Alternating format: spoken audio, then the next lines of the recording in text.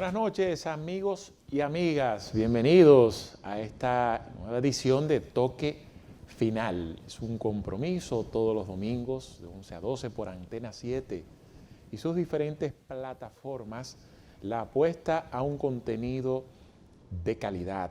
Desde segmentos tenemos el enfoque de la semana, las 10 principales, tenemos las 3 preguntas. Hoy, como invitado, al destacado jurista Julio Curi, a propósito del impasse que tiene esta alcaldía de La Vega, sin alcalde ni vicealcalde, al tomarse una decisión que lleva a Kelvin Cruz como ministro de Deporte, y lo que esto ha provocado. Hay una situación en términos jurídicos, que es lo que, el objetivo del cual dedicamos estas 3 preguntas a Julio Curi. También hay un enfoque en términos políticos que más adelante estaríamos dando algunas pinceladas. Mientras tanto, servidor Julio Ernesto Martínez, mi padre se encuentra en los Estados Unidos, específicamente en Nueva York, a propósito de la Asamblea de las Naciones Unidas número 79, el discurso de Luis Abinader, que está dentro de nuestro contenido, analizar en el enfoque, los puntos de vista tratados.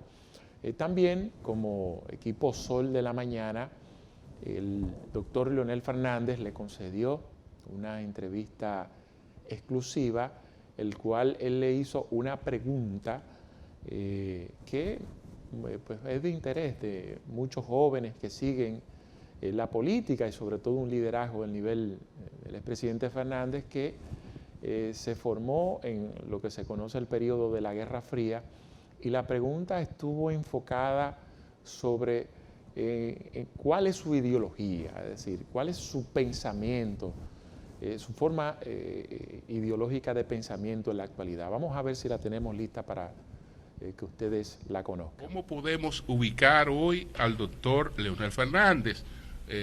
Una persona que en términos intelectuales y políticos se forjó en la Guerra Fría, pero le tocó gobernar en otro contexto, le tocó gobernar en otra transición, y en estos momentos, ¿cómo se define usted en el campo de la ciudad? El que lo quiera ubicar a usted, ¿dónde debe ubicarlo? Bueno, eso era una pregunta muy fácil para usted. Porque compartíamos trinchera ideológica por muchos años, ¿verdad? Bueno, digamos, yo me formo al calor de las ideas del profesor Bosch. Igual que usted, igual que Eury, ¿verdad? Igual que La Luz, creo que también, aunque una generación mucho más joven. Bueno, y por supuesto, al habernos formado en esa corriente de pensamiento, siempre estuvimos en una postura progresista. Así es. Y eso es hoy día igual. Yo pienso que el mundo contemporáneo ya se define menos en términos ideológicos, ¿verdad? Se habla hasta un mundo postideológico. Pero hay criterios, ¿verdad? Hay, digamos, un conjunto de ideas que son las que trazan la acción política que uno lleva a cabo. Los dos extremos van entre aquellos que creen en la ortodoxia del mercado y aquellos que creen en que el Estado exclusivamente tiene la capacidad para promover el desarrollo. Los primeros, aquellos que creen en la ortodoxia del mercado, están en una postura neoliberal, y los que están en la idea de que solamente el Estado puede impulsar el desarrollo caen en el neopopulismo o el neodesarrollismo. La práctica nuestra ha sido una combinación de ambos. O sea, la práctica nuestra es que en una economía de libre competencia, el mercado es el mejor instrumento de asignación de recursos. Ahora, dejarle al mercado, que implica de entrada la desigualdad, todo el programa de desarrollo es conducir a nada. Al revés, igual ocurre con el estatismo, ¿no? La visión desarrollista neopopulista, en el sentido de excluir al mercado, es decir, al sector privado de todo proyecto de desarrollo nacional. La práctica nuestra es el eclecticismo. El Estado tiene un papel de regulación, el Estado tiene un papel de promoción, pero al final es crear condiciones para que sea el sector privado o el mercado el que sea el generador de riquezas. Y yo pienso que a la República Dominicana eso le ha dado resultados, porque hemos sido el país de mayor crecimiento económico por décadas. El país ha evolucionado Ahora obviamente hay que combinar eso con un modelo que sea más incluyente desde el punto de vista social, pero no cabe duda de que es un país que se puede presentar como un modelo de avance, de progreso, de desarrollo. Y creo que ha sido sobre la base de no excluir a nadie del diálogo nacional en busca de un mejor porvenir. Bueno, de esta forma nos vamos a un primer receso y retornamos con otros segmentos, contenidos que tenemos para todos ustedes en esta noche.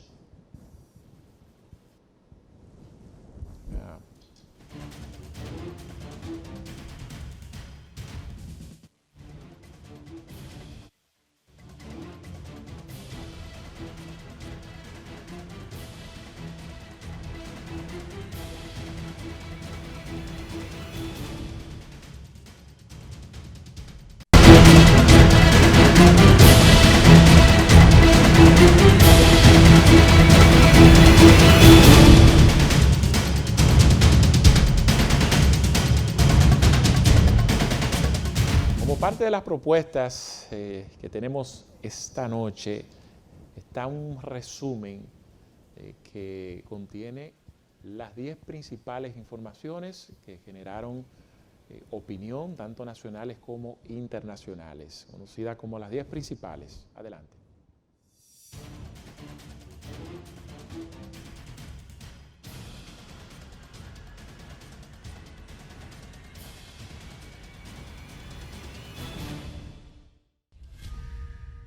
Con la intervención del secretario general Antonio Guterres, quedaron abiertos los debates generales de la 79 Asamblea de las Naciones Unidas, ONU, con la participación de 191 mandatarios y líderes de estados de los 193 países miembros, entre ellos el presidente Luis Abinader. El tema de este año es no dejar a nadie atrás, trabajar juntos por la paz, el desarrollo sostenible y la dignidad humana para las generaciones presentes y futuras. El primer presidente en intervenir en la sesión fue Luis Inácio Lula da Silva, de Brasil. Lula pidió a la ONU hacer una reforma profunda al punto de cumplir 80 años de la Carta de la ONU y aspira a la equidad, solicitando que una mujer pueda asumir la Secretaría General del organismo global. Es inaceptable que América Latina y África no tengan un puesto permanente en el Consejo de Seguridad de la ONU, denunció el presidente de Brasil.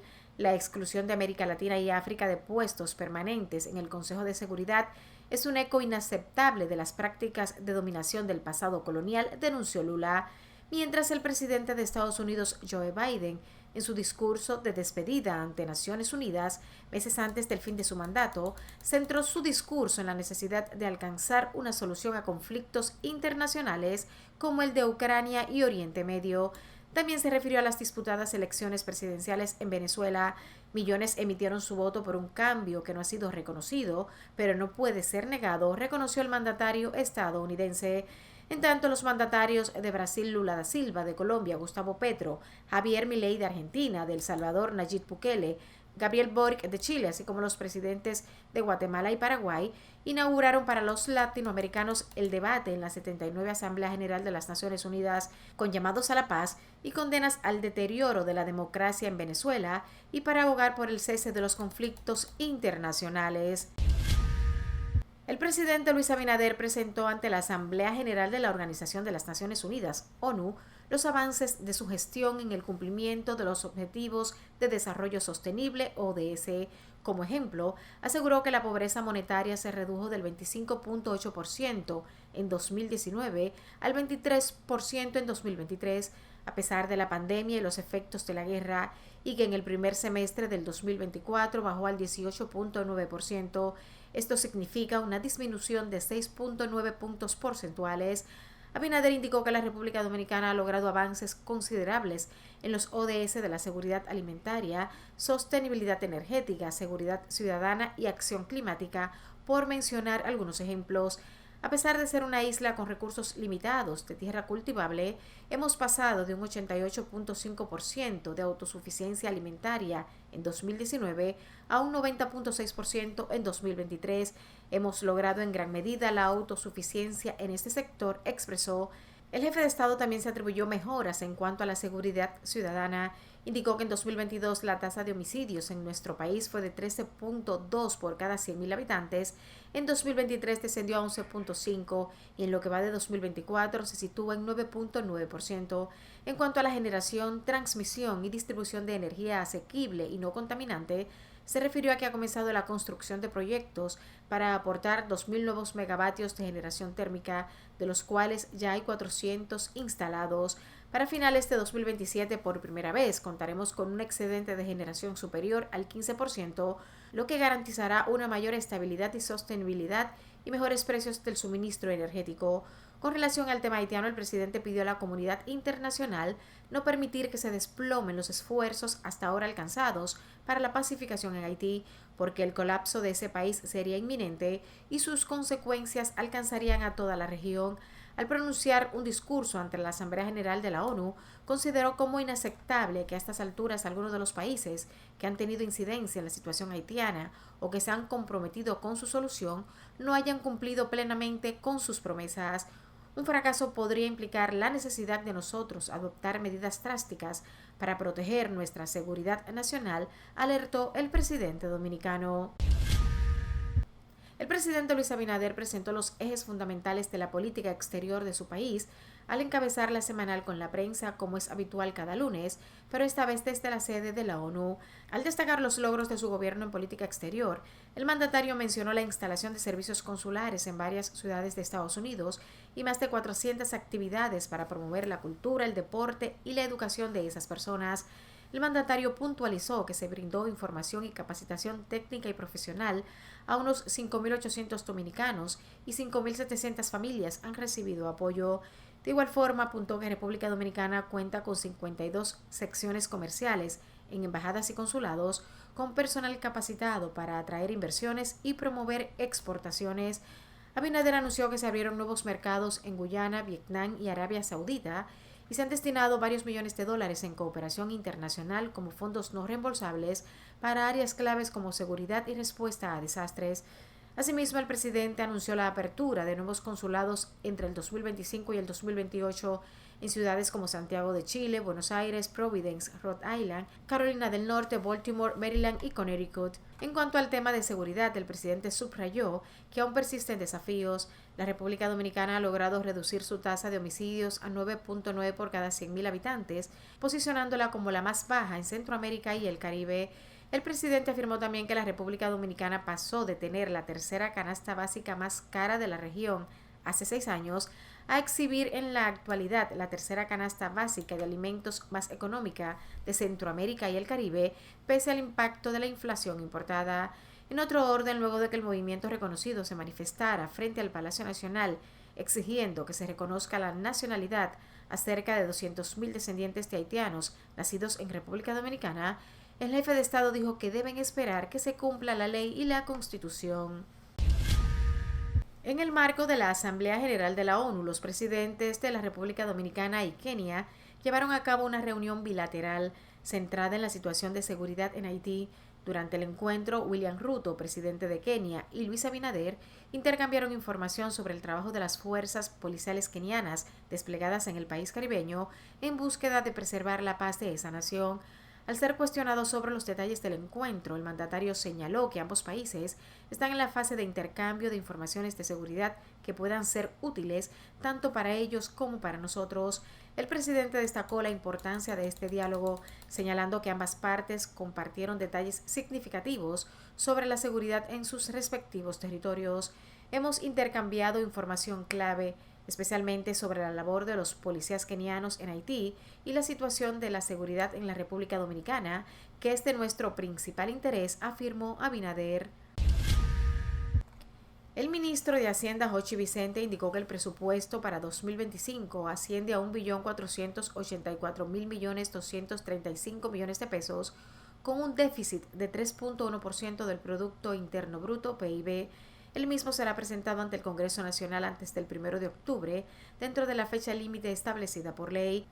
Vicente destacó además que la Ley de Responsabilidad Fiscal, aprobada hace aproximadamente un mes por el presidente Luis Abinader, permite establecer un tope en el crecimiento del gasto primario para el gobierno. Esto con el objetivo de dar certeza y predictibilidad al comportamiento del gasto para reducir la deuda al 2035 sin superar el 40% del PIB. Entre las partidas priorizadas en el presupuesto, Vicente citó las asignadas a programas sociales, que asciende a 54.000 millones, 83.000 millones para subsidio eléctrico y 10.000 millones para subsidio de combustibles.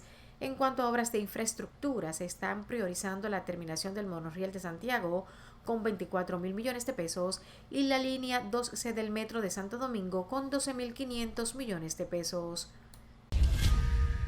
El presidente Luis Abinader depositó ante el Senado de la República el proyecto de ley que modifica la ley número 124 que crea la Dirección Nacional de Inteligencia DNI del 15 de enero de 2024.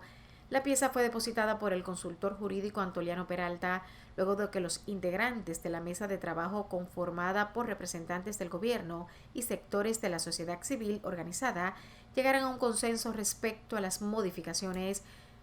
El objetivo de la iniciativa legislativa ahora propuesta es modificar las disposiciones contenidas en los artículos 1, 2, 9, 10, 11, 26 y 32 de la Ley número 124 con el propósito de lograr la mayor claridad y especificidad posible en cuanto a la sujeción constitucional de cada una de estas disposiciones de la citada ley.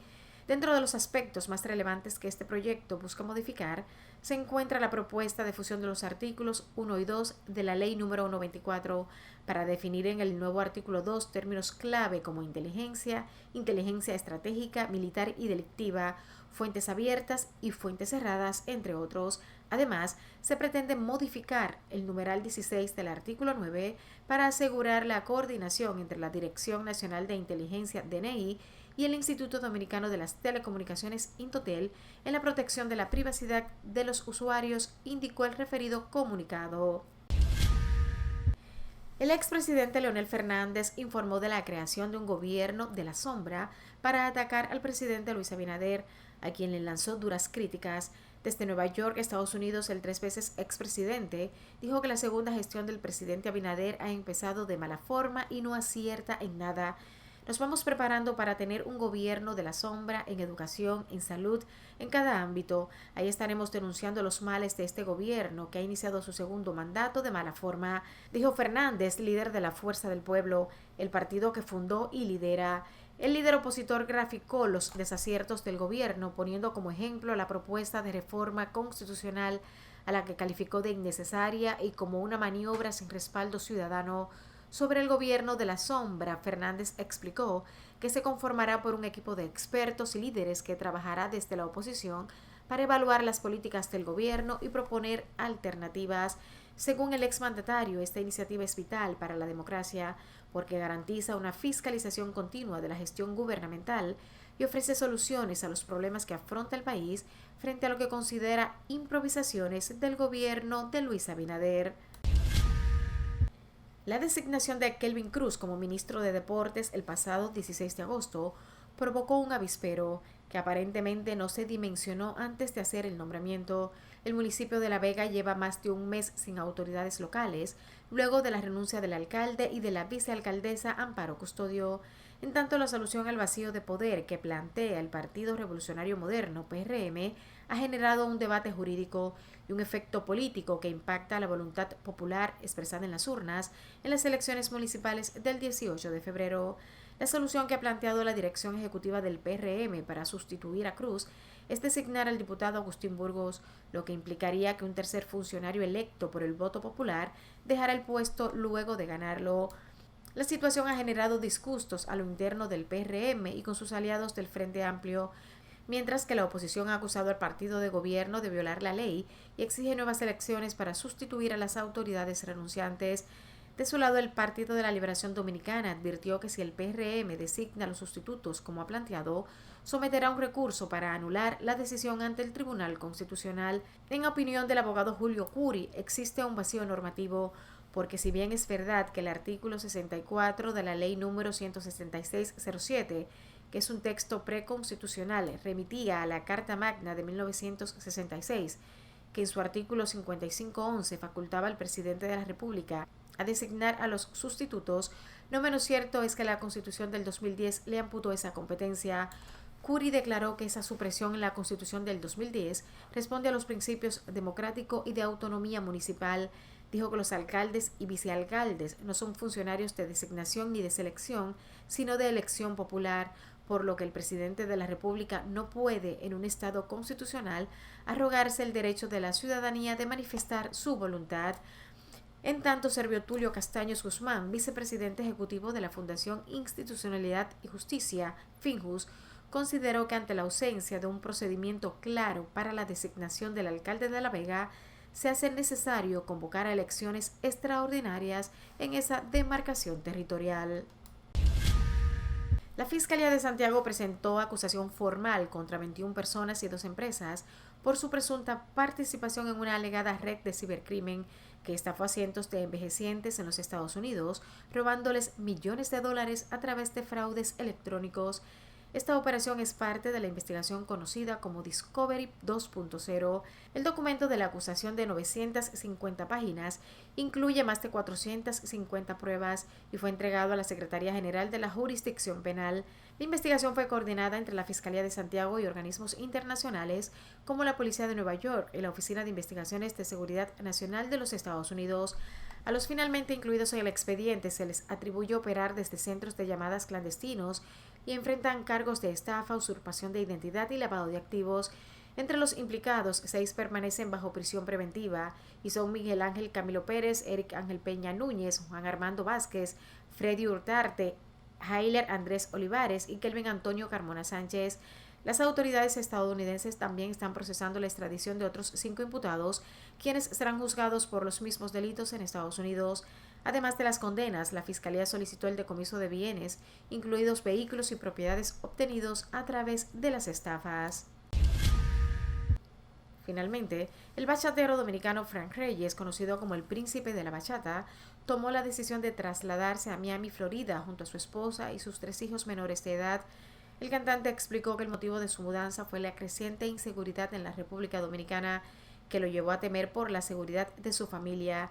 Mientras estaba de gira, la preocupación por sus seres queridos le generaba un fuerte estrés, lo que dificultaba disfrutar plenamente de su música. En Miami, asegura, ha encontrado un entorno más seguro para su familia. El artista confesó que la seguridad en su nuevo lugar de residencia le permite vivir con mayor tranquilidad. Ahora sus hijos pueden caminar a la escuela sin miedo y la vigilancia en su comunidad es constante. Sin embargo, Reyes también reconoció que sus hijos asisten a una escuela privada, siendo consciente de la violencia que afecta a algunas instituciones públicas en Estados Unidos. En su niñez, Reyes enfrentó dificultades para conseguir lo básico para comer, pero con el tiempo logró amasar una fortuna que, según ha revelado, ronda los 500 millones de pesos. Esa cifra ha sido alcanzada gracias a su carrera musical y sus inversiones en bienes raíces, un sector en el que ha invertido desde hace más de 2 décadas.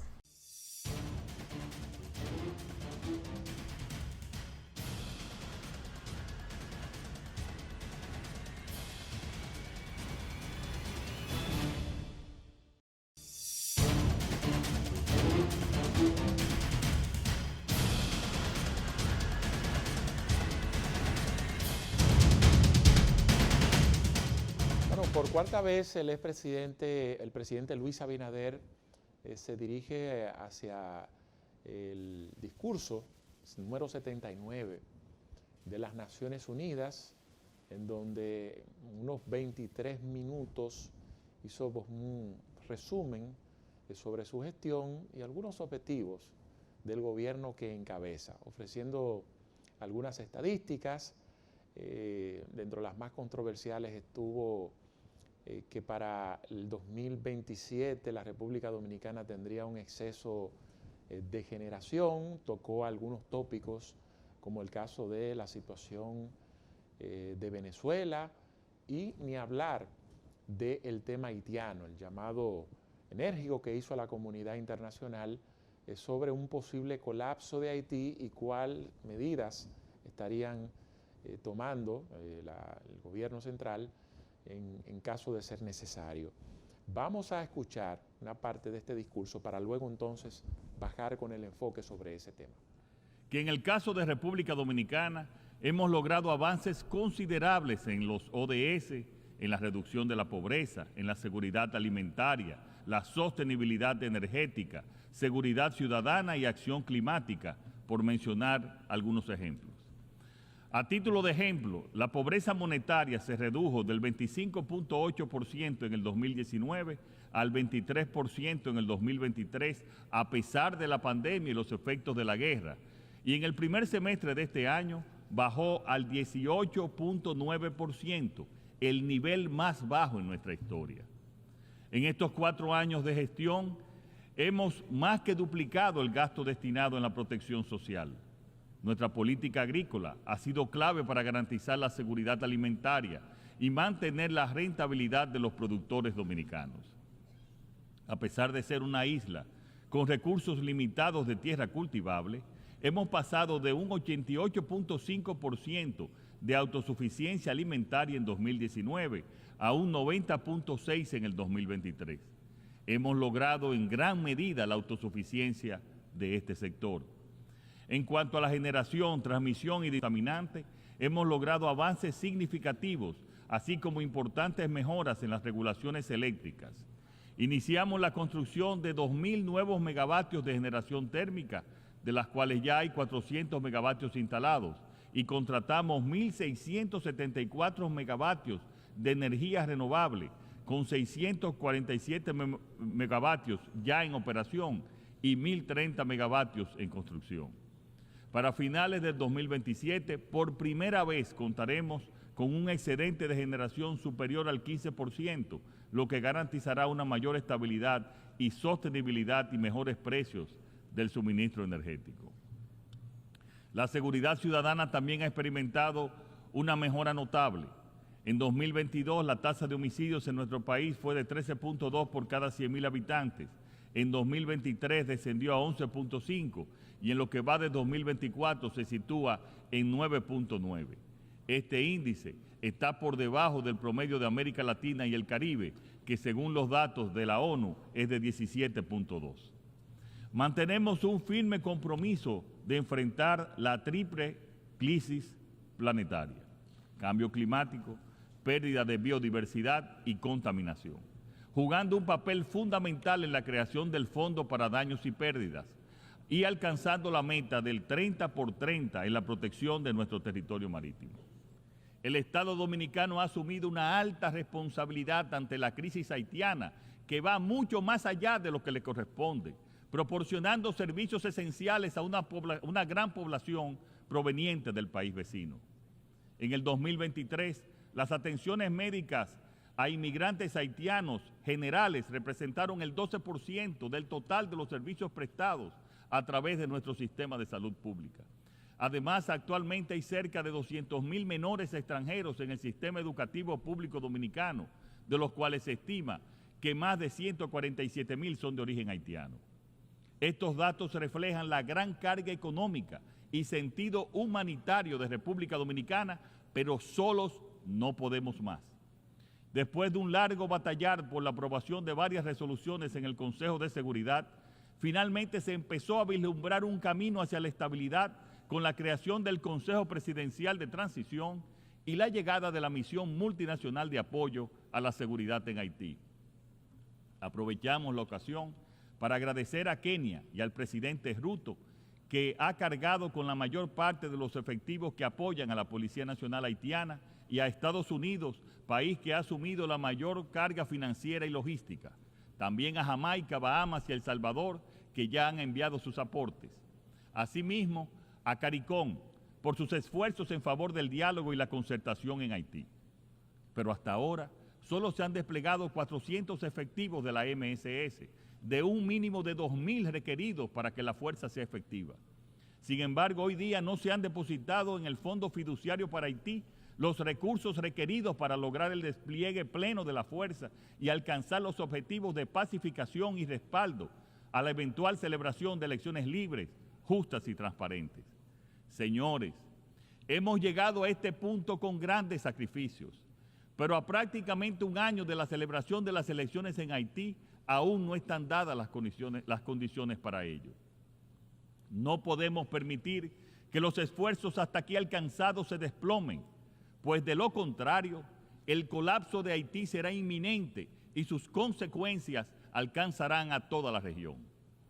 Esta misión significa una excepcional esperanza para el restablecimiento de la normalidad en Haití. Un fracaso podría implicar la necesidad de nosotros adoptar medidas drásticas para proteger nuestra seguridad nacional.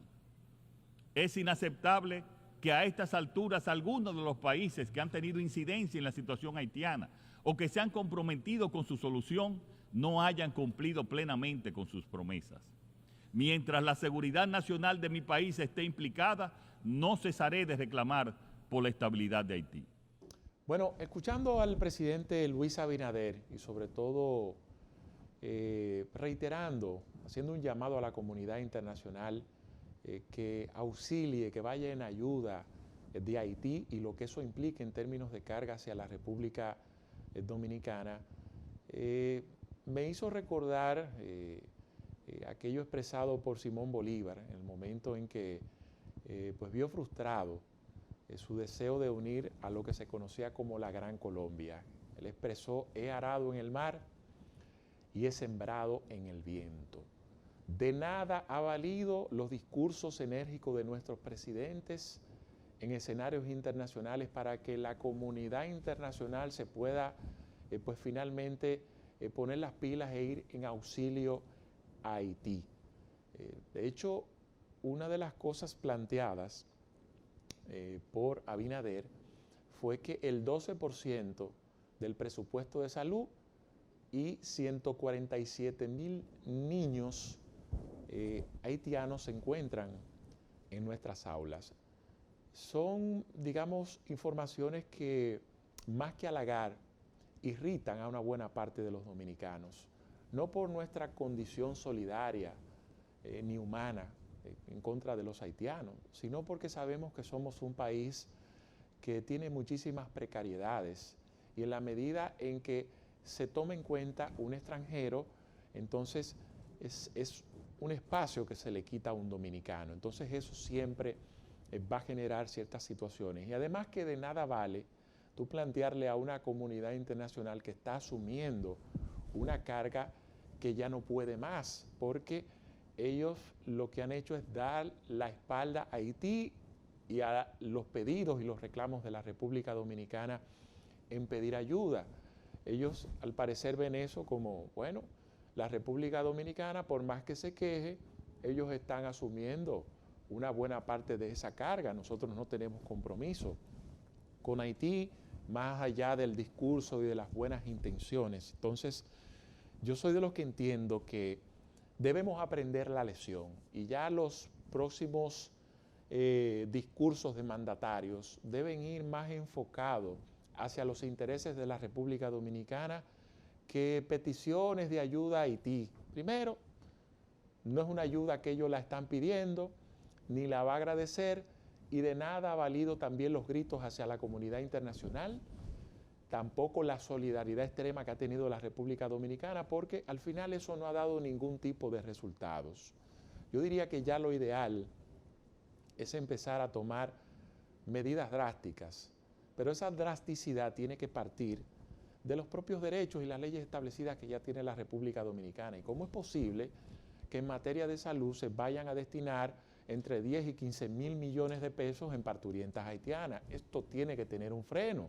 Hoy nosotros no estamos proponiendo una reforma fiscal tributaria, sacrificar mucho más a los dominicanos cuando tenemos posibilidades de ahorrar gastos que son innecesarios. No es un tema que no seamos humanitarios, que no vayamos en solidaridad, pero eso tiene que tener un límite. En vez de 15 mil millones de pesos, mire, aquí deben destinarse unos 3,000 solamente a las parturientas, y demasiado es porque los dominicanos no resisten, es decir, no somos un país que goza pues de una economía privilegiada, somos un país con muchísimas precariedades y no podemos darnos el lujo de dejar de beneficiar a un dominicano para hacerlo con un extranjero. Eso no puede ser posible. Lo propio está también la misma situación con la educación. Estamos hablando de unas autoridades que nos acaban de anunciar que muchos niños se van a quedar fuera del sistema educativo. Entonces, no es un orgullo tú exhibir que tienes un plantel de casi 150,000 niños cuando tú sabes que muchos de los dominicanos quedaron fuera del sistema educativo. En fin, soy de los que entiendo que ya debemos enfocarnos más en los intereses de la República Dominicana y para podernos dar a respetar en la comunidad internacional tenemos que marcar y empezar a cumplir nuestras propias reglas de juego y de leyes. Hemos tenido siempre dificultades históricas de Haití porque fue una separación que marcó nuestra propia independencia y los conflictos no han cesado, a pesar de nosotros ser un país ya soberano. Recuerden que cuando se proclamó la independencia en 1844, tomó más de 20 años a que Haití reconociese que somos un país soberano. Lo hizo a través de un acuerdo, un primer acuerdo, de un tratado comercial que se produjo, y al homologarlo, pues entonces está reconociendo a la República Dominicana. Pero ese acuerdo, igual, poco tiempo después se fue al carajo, como se han ido la mayoría de los acuerdos entre ambas naciones. Hay algo que en la historia se conoce como el genocidio del 37, la masacre del 37 encabezada por Trujillo, que algunos historiadores cuentan entre 3,000 y 30,000 haitianos fallecidos, un hecho atroz, muy lamentable, pero tuvo que ver precisamente con el tema fronterizo. Cuenta la propia historia que Trujillo, aunque mucha gente incluso hasta ha llegado hasta la ridiculez de plantear que las intenciones de Trujillo era blanquear la raza dominicana, etcétera, cosa totalmente absurda.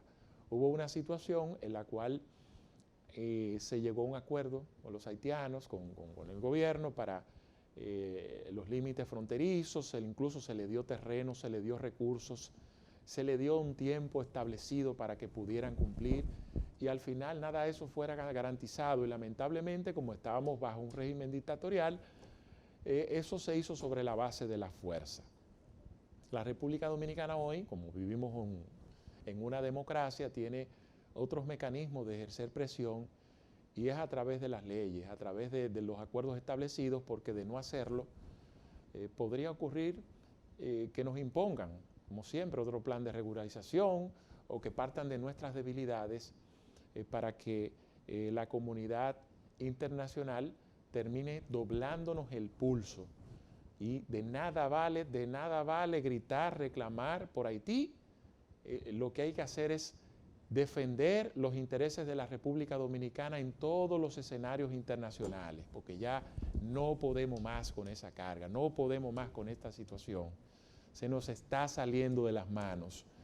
Y sobre todo, ningún país soberano, ningún país extranjero, más allá de un discurso semántico y bonito, nos respeta ni nos toma en cuenta, porque nada vale ningún tipo de ese llamado. Vamos entonces a un contacto para retornar con las 3 preguntas que tenemos para todos ustedes hoy en Toque Final.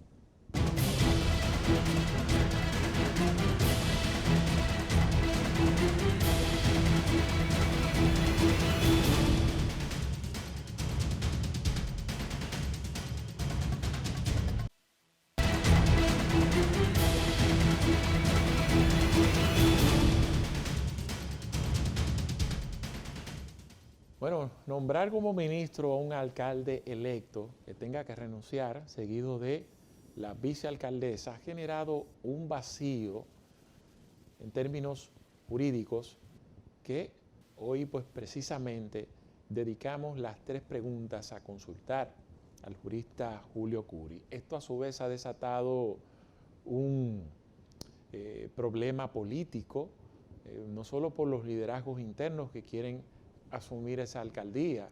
Ustedes saben que al presidente insistir que no se va a presentar al 28, eso ha provocado que las fuerzas internas de los presidenciables empiecen a luchar por asumir liderazgo e ir ganando terreno. Entonces en La Vega se ha dado algo en particular, y es que dentro de los potenciales alcaldes, hay uno que pertenece a la corriente de Yayo Lobatón y en el caso de Kelvin Cruz, que hay otro que busca ser, digamos, el sustituto, una persona que se le vincula al actual ministro de Deporte.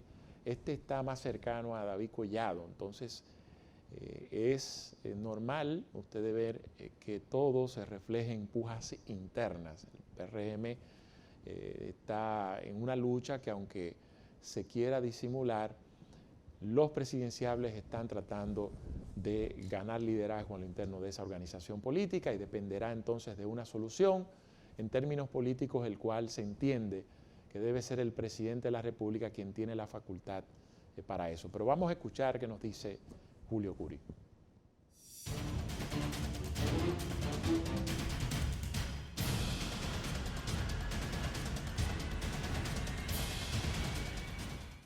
Todo apuntaba a que la vacancia en la alcaldía de La Vega se subsanaría con un decreto presidencial. Sin embargo, ha cobrado fuerza el criterio de que la solución tendrá que ser otra. ¿Cuál es esa solución? La solución tendría que ser la celebración de elecciones extraordinarias de conformidad con la Ley 2023, orgánica del régimen electoral, porque el presidente de la República carece de potestad, de facultad, para designar por decretos funcionarios de elección popular, como son los alcaldes y vicealcaldes. Esa competencia la perdió a raíz de la proclamación de la Constitución del 2010, cuyo artículo 7, en virtud de cuyo artículo 7 asumimos una cláusula clave para la solución de este problema, que es la cláusula del Estado social y democrático de derecho.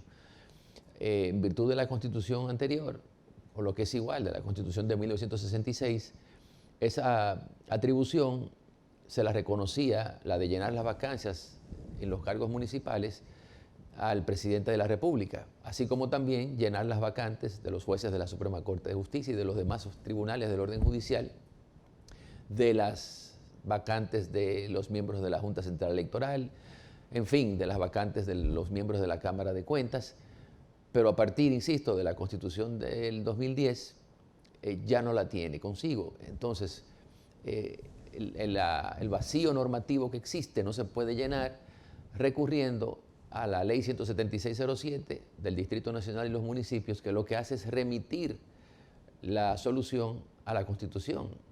Claro, cuando se aprueba aquella legislación, el texto sustantivo en vigor era la Constitución de 1966, que sufrió revisión, como se sabe, en 1994 y posteriormente en el año 2002.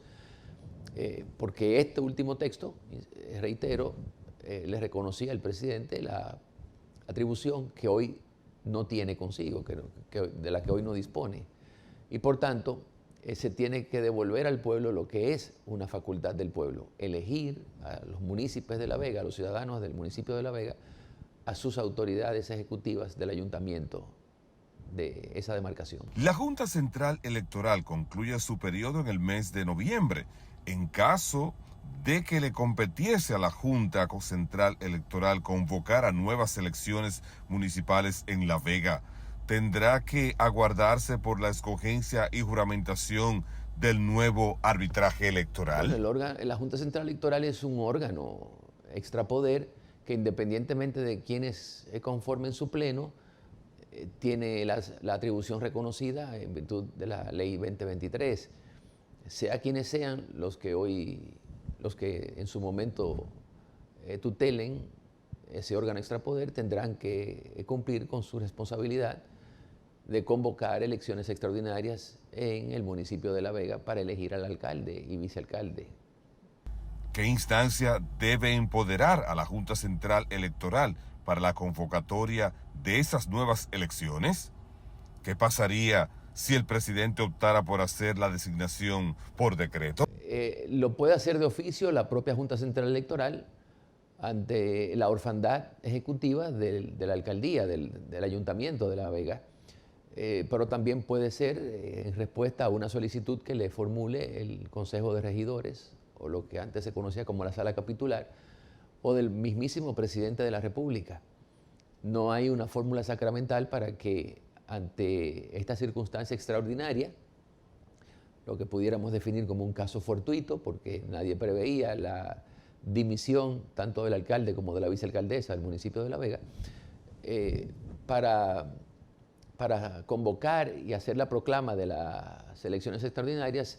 No hay una ruta definida, una única ruta. Por tanto, lo puede hacer a solicitud del Consejo de Regidores como del Presidente de la República o obrando motu propio, lo que es igual, de oficio, sin petición, sin que medie petición de nadie en particular. Como el decreto es un acto administrativo exclusivo del Presidente de la República, aquellos que entiendan que estaría arrogándose una facultad que no les reconoce el ordenamiento jurídico, pudieran atacarla por dos vías. Una, en nulidad, en invalidez ante el Tribunal Superior Administrativo con ocasión de un recurso contencioso. Y la segunda, dirigiéndose al Tribunal Superior Electoral mediante una acción directa a fin de que este órgano, el colegiado especializado de justicia constitucional, determine si el decreto es o no conforme a la ley fundamental. En caso de no serlo, lo anularía y expulsaría el decreto del ordenamiento y volveríamos a la posición que es más consona con el principio democrático y con nuestra legislación vigente, que es la de facultar al pueblo del municipio de La Vega a elegir a sus dos autoridades ejecutivas del municipio, alcalde y vicealcalde.